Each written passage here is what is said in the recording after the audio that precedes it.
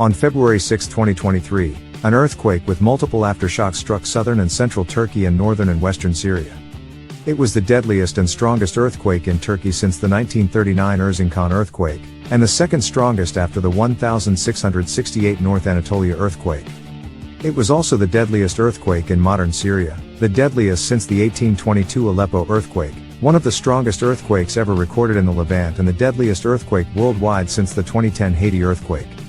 As of 10 February, 23,527 deaths had been reported, 19,388 in Turkey and 4,139 in Syria, with at least 82,956 people displaced and at least 24 million people affected.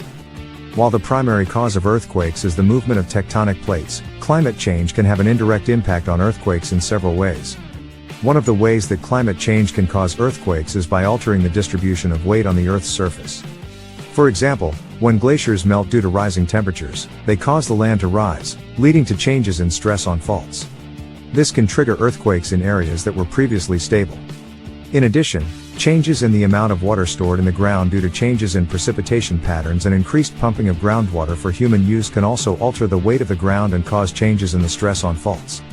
Another way that climate change can impact earthquakes is through changes in atmospheric pressure patterns.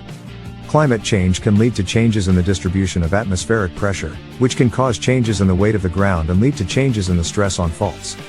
This can trigger earthquakes in areas that were previously stable. An example of the impact of climate change on earthquakes can be seen in the Arctic. In recent years, the Arctic has experienced a significant loss of sea ice and an increase in the amount of water stored in the ground due to melting permafrost. This has led to changes in the stress on faults and an increase in the frequency of earthquakes in the region.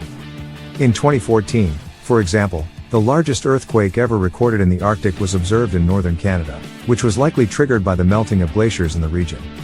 In conclusion, while the primary cause of earthquakes is the movement of tectonic plates, climate change can have an indirect impact on earthquakes through changes in the distribution of weight on the Earth's surface and changes in atmospheric pressure patterns.